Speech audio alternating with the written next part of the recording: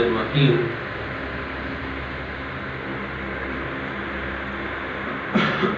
یہودی یہ کہتے تھے کہ مسلمان اونٹ کا گوشت کھاتے ہیں، حالانکہ یہ حرام ہے۔ ابراہیم علیہ السلام کے دین میں یہ کیا ہے؟ حرام ہے۔ تو پھر یہ کیسے اپنے آپ کو ابراہیمی کہتے ہیں یہ مسلمان؟ کیوں؟ اگر یہ ابراہیمی ہوتے تو اس کا مطلب یہ کہ پھر یہ اونٹ کا گوشت اور نہ کھاتے، حرام سمجھتے۔ تو اب اس آیت میں یہ بتایا جا رہا ہے کہ بنی اسرائیل نے جو یہ کہا ہے یہ اپنی طرف سے کہہ رہے ہیں۔ ابراہیم علیہ السلام کے دین میں اونٹ کا گوشت کھانا حرام نہیں تھا، صرف دو جگہوں پر اونٹ کا گوشت کھانا حرام تھا۔ نمبر ایک، حضرت یعقوب علیہ السلام نے اپنے اوپر حرام کیا تھا، اس نے منت مانی تھی اگر میرا فلاں کام ہو گیا تو میں اپنا پسندیدہ چیز چھوڑ دوں گا۔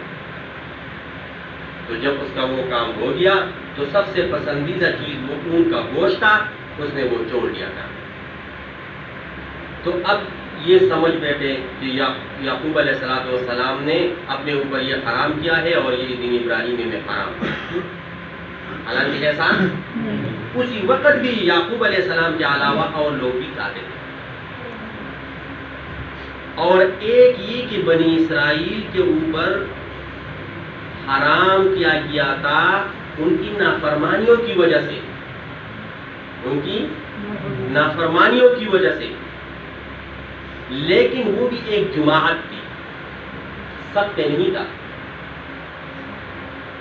اب اگر یہ لوگ یہ کہہ رہے ہیں کہ ابراہیم علیہ السلام کی شریعت میں اونٹ کا گوشت حرام تھا، اب مسلمان کھا رہے ہیں، تو یہ ابراہیم علیہ السلام کے خلاف کر رہے ہیں، لہذا ہم ابراہیمی یا ابراہیم علیہ السلام یہودی، مسلمانوں کا ابراہیم علیہ السلام کے ساتھ کوئی تعلق نہیں۔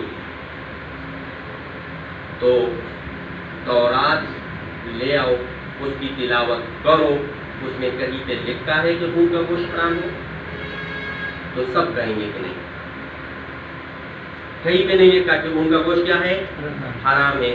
یا تورات میں یہ بھی نہیں لکھا کہ ابراہیم علیہ السلام کی شریعت میں اونٹ کا گوشت آنا کیا تھا؟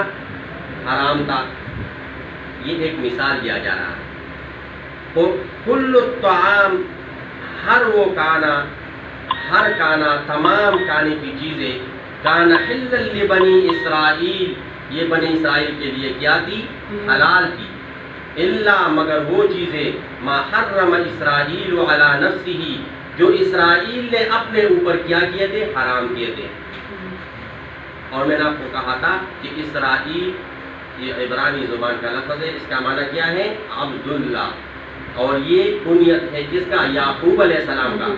تو یہاں یہ بھی معنی ترجمہ ہم کر سکتے ہیں، تمام کھانے کی چیزیں حلال تھی بنی اسرائیل کے لیے، مگر وہ جو یعقوب علیہ السلام نے اپنے اوپر حرام کیے تھے، اور اس سے مراد وہ منت ہے جو اس نے کہا تھا اگر میرا فلاں کام ہو گیا تو اپنا پسندیدہ چیز میں کیا کروں گا؟ چھوڑوں گا۔ من قبل ان تنزل التورات، اور یہ اس وقت کی بات ہے جب ابھی تورات نازل نہیں ہوئی۔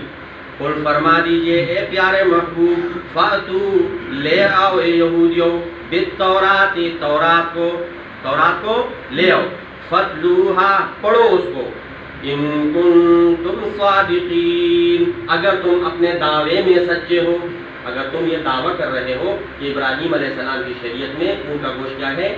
حرام ہے کھانا، نہیں لائیں گے کیونکہ تورات میں ایسی کوئی بات نہیں ہے۔